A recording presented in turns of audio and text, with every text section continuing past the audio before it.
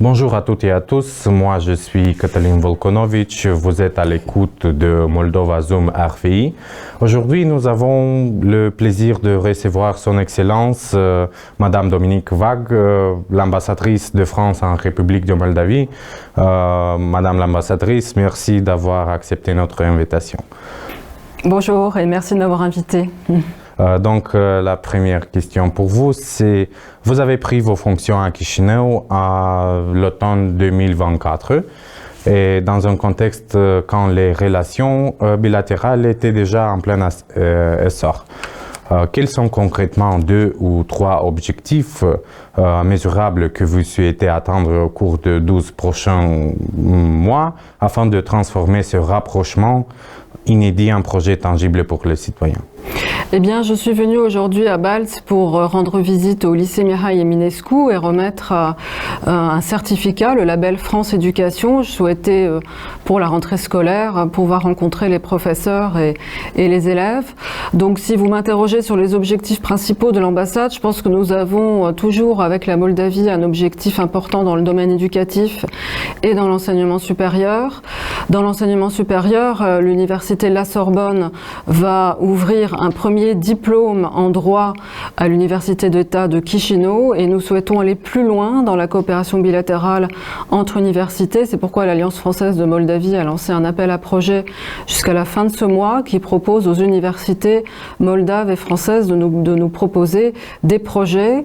Nous en sélectionnerons certains et nous les soutiendrons. Il s'agit vraiment de démarrer avec de nouveaux partenariats interuniversitaires ou alors de soutenir des coopérations qui existent déjà. Donc voilà, je pense qu'un des premiers objectifs de l'ambassade, il a vraiment trait à la jeunesse et à la possibilité de donner à cette jeunesse plus d'opportunités pour étudier en France ou pour étudier en Moldavie, mais obtenir des diplômes français. Donc ça, c'est un premier objectif. Je dirais que le deuxième objectif est plus économique. J'aimerais que plus d'entreprises françaises soient présentes en Moldavie.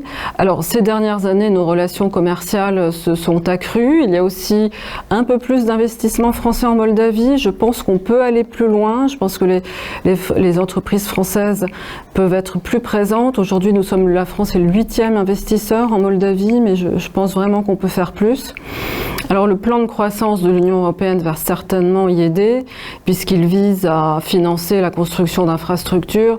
Et il y a des entreprises françaises qui sont très bonnes dans certains domaines des infrastructures et qui peuvent proposer, je pense, des solutions qui sont vraiment à la pointe de la technique et des solutions rapides, notamment dans le domaine de l'eau. Nous avons déjà des entreprises présentes sur des appels d'offres et elles seront intéressées par de futurs appels d'offres. Les entreprises françaises ont aussi des solutions dans les domaines des transports publics et elles ont aussi des solutions techniques très, très avancées en matière d'efficience énergétique.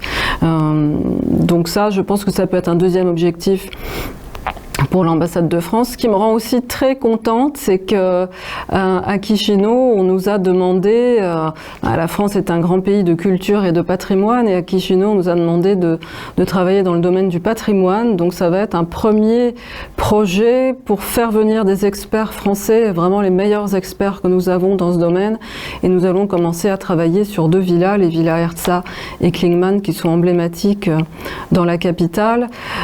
C'est pour vous donner un exemple dans le domaine de la culture, où la France, qui est un domaine où la France aime beaucoup s'investir dans sa coopération bilatérale dans le monde, et nous commençons aussi à Moldavie maintenant à travailler sur le sujet du patrimoine.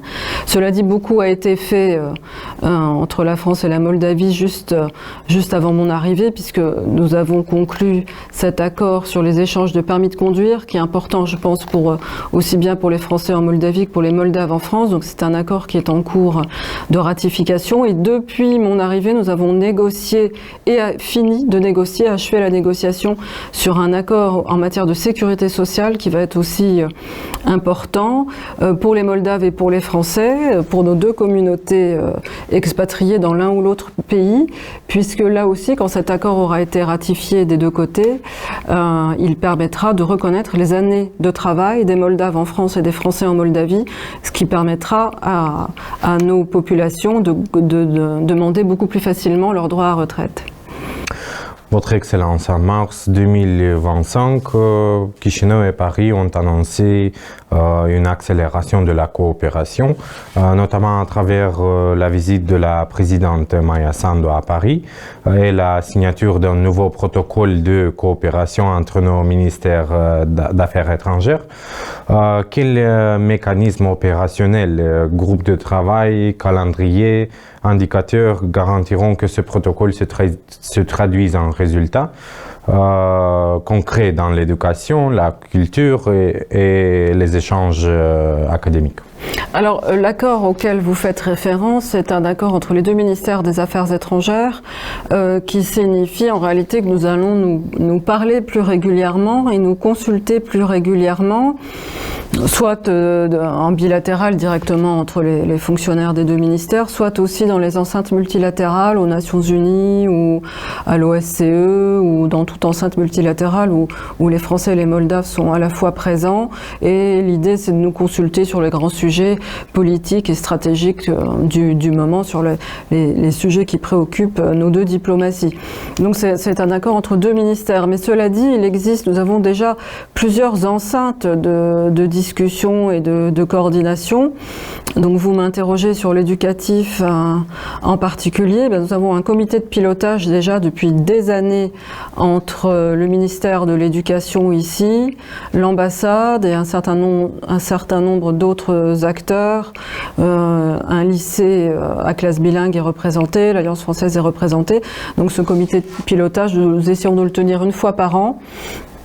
Nous l'avons tenu début juillet dernier et à cette occasion, le ministre de l'Éducation a reconnu officiellement, décidé de la reconnaissance officielle du baccalauréat francophone, mais nous discutons de tous les sujets qui intéressent la francophonie dans le domaine éducatif moldave.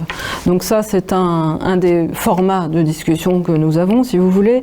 Un autre format de coopération pour revenir au sujet économique, c'est notre feuille de route économique que nous avons signée il y a déjà plus d'un an.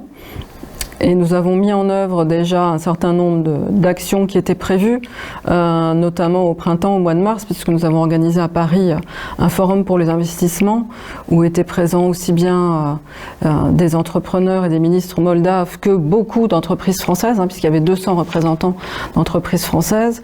Alors tout ça, c'est vraiment pour nous le moyen de mettre la Moldavie sur la carte pour les entrepreneurs français, qui sont très curieux de connaître ce pays, d'autant plus curieux que la Moldavie est candidate à l'Union européenne et fait des réformes en ce sens. Donc évidemment, tout ça, ça attire l'intérêt des entrepreneurs français, donc qui étaient nombreux à se renseigner sur la Moldavie au mois de mars.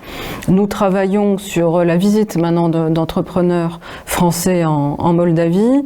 Et puis, comme je vous le disais tout à l'heure, les entreprises françaises s'intéressent au plan de croissance, mais l'idée, c'est qu'après le plan de croissance, la Moldavie sera suffisamment connue et discutée dans les milieux des entrepreneurs en France pour qu'il y ait aussi des investissements productifs qui se fassent en Moldavie dans les différents secteurs qui sont déjà développés ici, que ce soit le secteur agricole ou le secteur IT ou même certains secteurs industriels qui sont déjà développés en Moldavie. Et puis, alors il y a un autre domaine aussi, un autre format de discussion qui est très important s'agissant de la Moldavie et qui réunit les agences financières internationales, les bailleurs de fonds, toutes les agences de coopération. Alors, dans ce cercle, nous sommes représentés par l'Agence française de développement. Il y a là aussi des discussions assez régulières. Donc, je ne reviens pas sur la plateforme de partenariat avec la Moldavie, qui a été vraiment le moment où les Européens et d'autres sont venus en urgence en appui de la Moldavie. C'était juste après le déclenchement de la guerre en Ukraine. Donc, la Moldavie était très touchée. Il y avait une vague de réfugiés, etc. Donc nous sommes venus rapidement pour nous coordonner et aider ce pays de la façon la plus efficace possible. Bon, maintenant, je dirais qu'on est moins dans l'urgence, on est plus dans le moyen long terme. Donc il y a ce processus de discussion et de coordination entre bailleurs. L'Agence française de développement en fait partie. Vous savez que l'Agence française de développement a des projets maintenant concrets qui vont être lancés à Baltes, des projets qui visent à faire des économies dans le secteur énergétique. Je pense que vous pouvez diviser vos factures par deux dans certains bâtiments. Et l'AFD prévoit de travailler sur un dortoir étudiant, sur l'hôpital psychiatrique et puis sur le centre de transfusion sanguine aussi. Donc c'est à la fois pour réduire la facture énergétique, mais aussi pour moderniser ces bâtiments, les rendre plus fonctionnels et plus agréables pour les usagers. Voilà. Donc merci. Madame l'ambassadrice, si vous déjà avez mentionné la francophonie, le français reste un retour en Moldavie, mais il est de plus en plus concouru par l'anglais, surtout parmi les jeunes. Quelle nouvelle initiative envisagez-vous pour démocratiser l'accès à l'étude des enseignants ou encore l'extension de centres francophones hors de Chisinau? Et surtout, comment faire en sorte que l'apprentissage du français sont directement reliés à des opportunités d'études universitaires et des carrières professionnelles afin de donner un sens concret à ces engagements linguistiques. Eh bien, justement, ce matin, j'ai eu cette discussion avec un certain nombre d'élèves francophones du lycée Mihai Eminescu qui m'ont à peu près posé la même question. Bon, je leur ai dit qu'aujourd'hui, tout le monde parle anglais. Je pense d'ailleurs que les élèves francophones du lycée Mihai Eminescu sont aussi très bons en anglais. Et donc, je leur ai dit, vous savez, sur le marché du travail, maintenant, vous ne faites plus la différence avec l'anglais. Par contre, vous ferez réellement la différence avec une langue en plus. Et cette langue, ça peut être le français, parce que le français, c'est une langue de savoir, de connaissances, de sciences, c'est une langue pour les affaires, c'est beaucoup une langue juridique aussi, au sein de l'Union européenne, à la Cour européenne des droits de l'homme ou à la Cour de justice européenne, c'est le français qui est la langue du droit. Donc je les ai encouragés à poursuivre leurs études, ils sont d'ailleurs déjà très bons en français. L'ambassade soutient beaucoup les enseignants de français en Moldavie, puisque nous avons chaque année des programmes avec des bourses de formation pour les enseignants de français. D'ailleurs, je crois qu'en dernier lieu, à Balz, nous avons fait une formation interdisciplinaire pour les enseignants, pour insuffler de nouvelles méthodes pédagogiques et rendre l'enseignement plus efficace et plus attrayant pour les élèves. Et vraiment, l'ambassade, là aussi, avec l'Alliance française, s'investit beaucoup sur le sujet chaque année. Alors sinon, comme je vous le disais, j'ai remis le label France Éducation ce matin au lycée Mihai Eminescu, qui a d'excellentes classes bilingues. Je suis contente de voir que c'est un projet, ce projet des classes bilingues, qui marche toujours très bien en Moldavie et qui est vraiment un programme d'excellence, puisque les élèves qui sortent de ce programme sont toujours ou presque toujours, enfin, ont vraiment d'excellents résultats à l'école. Aujourd'hui, je crois que 300 élèves sont inscrits dans les classes bilingues à Balz. 6 des 7 projets de classes bilingues en Moldavie sont labellisés avec ce label France Éducation, qui est un label qui donne plus de possibilités aux enseignants et aux élèves d'échanger entre classes francophones au niveau régional ou mondial. Et puis ensuite, j'ai visité aussi la classe maternelle, l'école maternelle qui est juste à côté du lycée, parce que l'ambassade a lancé l'année passée aussi un projet pilote pour enseigner le français dès les toutes petites classes, et ça s'est très bien passé. La directrice m'a reçue et m'avait dit que c'était très profitable pour les élèves, parce que là aussi ce sont de nouvelles méthodes d'apprentissage, donc c'était très motivant pour les enfants, c'était très motivant aussi pour les parents apparemment. Et quand j'ai visité le lycée et l'école primaire au lycée, les enseignants m'ont dit que c'était un projet qui avait déjà donné des résultats avec les tout petits, qui étaient beaucoup plus enthousiastes et beaucoup plus rapides et alertes pour apprendre la langue française. Donc voilà aussi un moyen, ça a été aussi un moyen pour l'ambassade et également pour l'Alliance française de s'investir pour le français en Moldavie.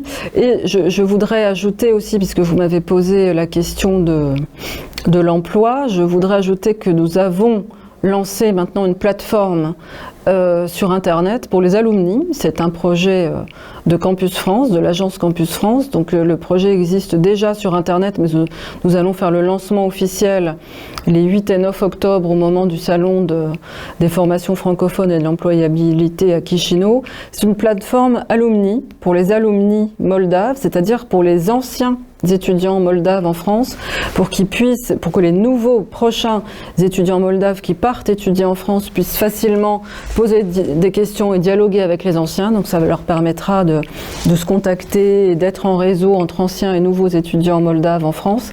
Et c'est aussi une plateforme qui va faciliter le retour des étudiants moldaves en Moldavie et leur mise en réseau, leur mise en contact avec des entreprises en Moldavie, des entreprises françaises ou autres. Voilà, donc ce sera l'objet de cette plateforme qui sera lancée officiellement dans les tout prochains jours. Merci à vous, Madame l'ambassadrice.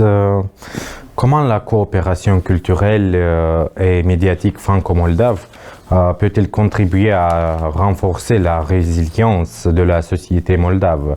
Je pense notamment aux formations journalistiques destinées aux journalistes, aux productions audiovisuelles ou encore aux projets de lutte contre la désinformation. Eh bien, écoutez, le grand projet actuel de la France en Moldavie dans ce secteur, c'est vraiment le lancement d'Arte en roumain. Et puis le fait que la France a pris en charge les droits de diffusion d'Arte pour plusieurs mois en Moldavie. D'ailleurs, c'est sur l'ensemble du territoire moldave, donc aussi bien sur la rive droite que sur la rive gauche. Arte est maintenant disponible, c'est-à-dire la plateforme d'Arte est disponible, soit sur l'application, soit pour certaines télévisions, ça fonctionne aussi, ou sur YouTube. Et cela permet, c'est vraiment un grand projet audiovisuel et culturel qui permet aux Moldaves d'avoir accès en roumain ou aussi en français ou en allemand ou dans une des nombreuses langues d'Arte, d'avoir accès à, je crois, environ 400 programmes d'Arte. C'est une chaîne que moi-même je regarde beaucoup parce que sur Arte vous trouvez tout ce que vous aimez, c'est-à-dire il y a des reportages, des documentaires, de l'information, des reportages sur la cuisine régionale, sur la musique, enfin, et aussi tout ce que vous ne connaissez pas. Donc Arte, c'est vraiment une fenêtre ouverte sur le monde, et puis c'est aussi, je trouve que c'est une chaîne de télévision qui stimule beaucoup la curiosité des jeunes. C'est la chaîne préférée par la jeunesse française. Les jeunes Français regardent beaucoup Arte sur YouTube ou sur leur téléphone. Voilà, je trouve toujours que les jeunes ne lisent pas assez, mais en tout cas, au moins avec Arte, ils auront accès à des programmes éducatifs et des documentaires et des programmes très, très, très éducatifs et très intéressants et très variés. Donc ça, je pense que c'est vraiment le projet phare de l'ambassade en Moldavie pour cette année.